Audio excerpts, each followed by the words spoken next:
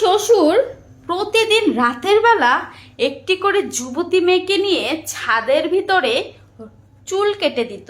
আশ্চর্য ব্যাপার হলো, যেই দিন ছাদে নিয়ে যুবতী মেয়েদের চুল কেটে দিত সে পরের দিনই সেই মেয়েটার খুব ভালো জায়গায় বিয়ে হয়ে যেত।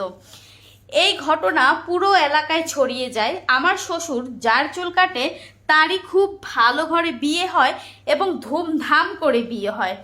তো এইটা যখন ছড়িয়ে যায়, অনেক দূর দূরান্ত থেকে অনেক মানুষ আসে আমার শ্বশুরের কাছে চুল কাটানোর জন্য। তো আমি মনে মনে ভাবতাম যে আমার শ্বশুর এমন কি করে যে চুল কেটে দিলেই তার পরের দিন অনেক ধনী ঘরে বিয়ে হয়ে যায়। আমার খুব জানার ইচ্ছে ছিল। তো এর জন্য একদিন চুপি চুপি ছাদের উপরে আমার শ্বশুর যখন একটা মেয়েকে নিয়ে ছাদে গেল, তখন আমি চুপি চুপি আস্তে আস্তে পা টিপে টিপে ছাদে উঠলাম যে দেখবো আজকে আমার শ্বশুর কি করে। তো ছাদে যেতে টিপে টিপে যাচ্ছি, সেই সময় দেখলাম আমার শাশুড়িকে কড়া পাহারায় দাঁড়িয়ে আছে। উপরে যাওয়ার কোনো মানে মানুষ যাবে তো দূরের কথা, একটা পিঁপড়ে যাওয়ারও চান্স নেই।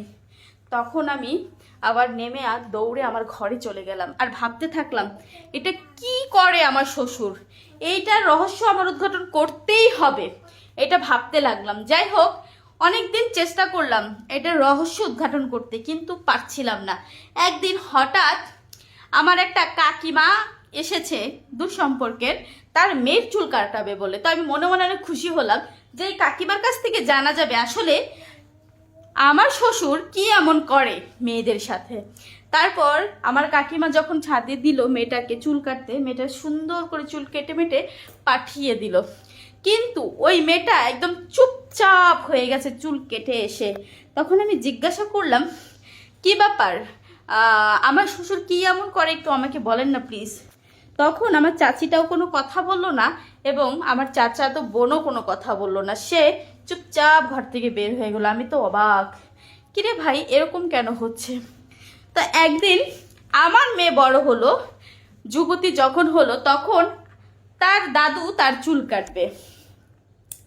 আমি তো আমার মেয়েকে ইম্পসিবল দিব না চুল কাটানোর জন্য দাদুর কাছে, কিন্তু জোর জবরদস্তি দাদুর কাছে নিয়েই গেল চুল কাটানোর জন্য। তার 10 থেকে 15 মিনিট পরে আমার মেয়ে দৌড়ে এসে আমাকে জাপটে ধরে কান্নাকাটি শুরু করে দিল। আমি বললাম কি হলো মা, আমি তো কান্না করতেইছিলাম, আমি আরো হাউ মাউ করে কান্নাকাটি শুরু করে দিয়েছি। তখন বললাম কি হয়েছে মা, তোর কাঁদছিস কেন। তখন দেখলাম পাশ থেকে আমার শাশুড়ি এসে আমাকে জড়িয়ে ধরে কান্না করছে, বলছে আমি আমার নাতির চুল কাটতে পারলাম না।